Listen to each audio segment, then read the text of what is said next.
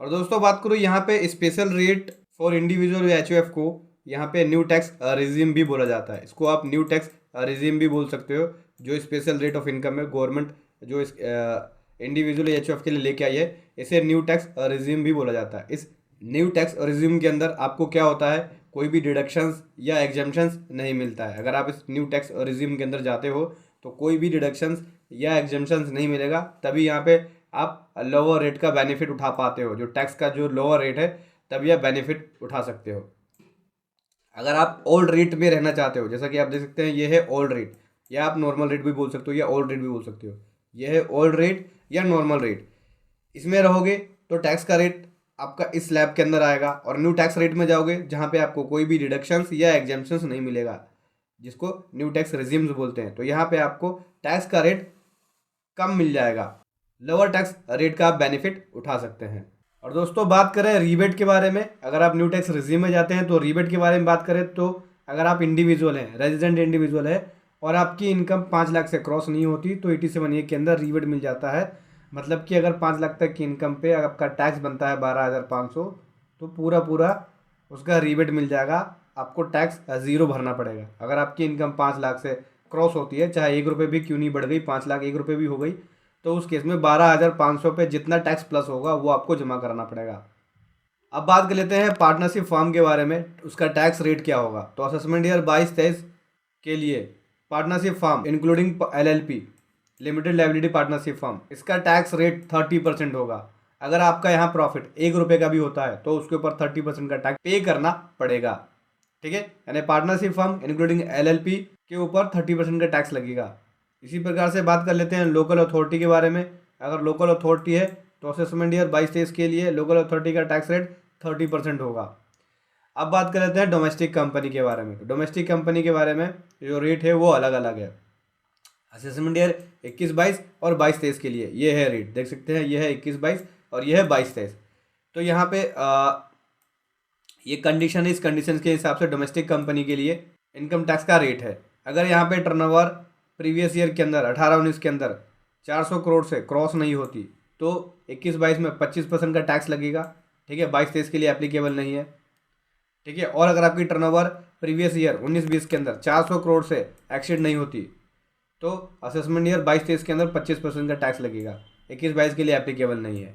और इसके अलावा कोई भी अदर केस है तो उस केस में 30% का टैक्स लगेगा दोनों ही असेसमेंट ईयर के अंदर। मतलब ये वाला केस एप्लीकेबल नहीं होता है। तो अगला बात कर लेते हैं स्पेशल रेट डोमेस्टिक कंपनी के लिए। ठीक है, ये है पुराना रेट, नॉर्मल रेट, अब ये है स्पेशल रेट। इसे भी आप न्यू टैक्स रिजीम भी बोल सकते हो आप।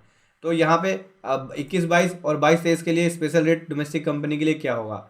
अगर यहाँ पे कंपनी ऑप्ट करती है सेक्शन 115 BA तो उस केस में 21-22 के लिए टैक्स रेट 25% और 22-23 के लिए भी 25%। और अगर ऑप्ट करती है 115BAA को कंपनीज, डोमेस्टिक कंपनी, तो 22% का टैक्स रेट 21-22 के लिए और 22-23 के लिए भी 22% का टैक्स रेट।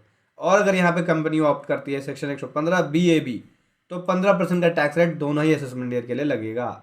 अब बात कर लेते हैं फॉरेन कंपनी। असेसमेंट ईयर 21-22 और 22-23 के लिए क्या रेट होगा। दोनों ही असेसमेंट ईयर के लिए ये रेट एप्लीकेबल है। अगर कोई रॉयल्टी रिसीव हो रही है गवर्नमेंट से या इंडियन कंसर्न से, ठीक है, एक एग्रीमेंट के अंदर अगर एग्रीमेंट बनाया गया है जो कि 31 मार्च 1961 के बाद है लेकिन 1 अप्रैल 1976 से पहले है, ठीक है, तो फ़ी उसके ऊपर, और या फिर फ़ी है जो टेक्निकल सर्विसेज दिए उसके ऊपर रिसीव की जा रही है, ठीक है, तो उस केस में 50% का टैक्स रेट है। और कोई और अदर इनकम है तो उस केस में 40% का टैक्स रेट है। कोऑपरेटिव सोसाइटी के लिए बात करें, असेसमेंट ईयर 21-22 और 22-23 के लिए टैक्स रेट क्या होगा। कोऑपरेटिव सोसाइटी के लिए अगर इनकम 10,000 तक है तो 10% का टैक्स रेट, और 10 से 20 के बीच है तो 20% का टैक्स रेट, और 20,000 से ऊपर है तो 30% का टैक्स रेट लगेगा कोऑपरेटिव सोसाइटी के लिए।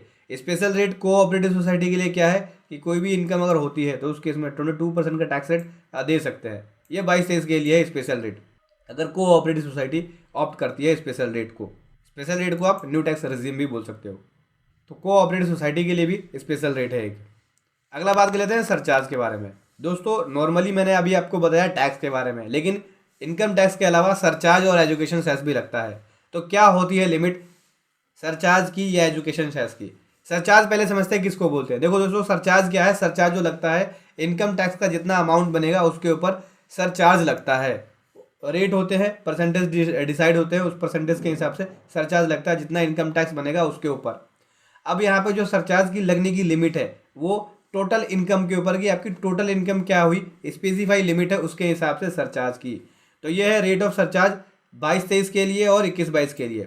सबसे पहले बोलते हैं, अगर यहाँ पे अगर टोटल इनकम 50 लाख से 1 करोड़ के बीच में है तो 10% का सरचार्ज लगेगा, ठीक है। और अगर इनकम 1 करोड़ से 2 करोड़ के बीच में है तो 15% का सरचार्ज लगेगा। और अगर इनकम 2 करोड़ से 5 करोड़ के बीच में है तो 25% का सरचार्ज लगेगा।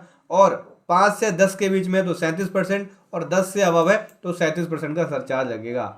इसी प्रकार से असेसमेंट ईयर 21-22 के अंदर 50 लाख से 1 करोड़ के बीच में 10% का सरचार्ज, और 1 से 2 के बीच में 15% का सरचार्ज, और 2 से 5 के बीच में 25%, और 5 से 10 के बीच में, और उसके बाद 10 से अबव होने पे 37% का सरचार्ज लगेगा। दोस्तों, सरचार्ज के अलावा एजुकेशन सेस भी लगता है, जो कि इनकम टैक्स और सरचार्ज को जोड़ के लगता है। लगभग बात करें, एजुकेशन सेस जो है वो 4% लगता है। किसके ऊपर? इनकम टैक्स प्लस सरचार्ज, दोनों को जोड़ के इनकम टैक्स जितना बना आपका, ठीक है, इनकम टैक्स प्लस सरचार्ज को जितना भी अमाउंट आएगा, इसका 4% एजुकेशन सेस लगेगा, जिसको हेल्थ एंड एजुकेशन सेस बोलते हैं इनकम टैक्स के अंदर। तो दोस्तों, आई होप समझ गए होंगे आप इस रेट चार्ट के बारे में। असेसमेंट ईयर 22-23 और फाइनेंशियल ईयर 21-22 के लिए इनकम टैक्स का रेट चार्ट लेके आया हूँ मैं आपके सामने, और ये असेसमेंट ईयर 21-22 और फाइनेंशियल ईयर 20-21 के लिए भी एप्लीकेबल है। वीडियो कैसी लगी ज़रूर बताएं। Thank you so much. जय हिंद, वंदे मातरम।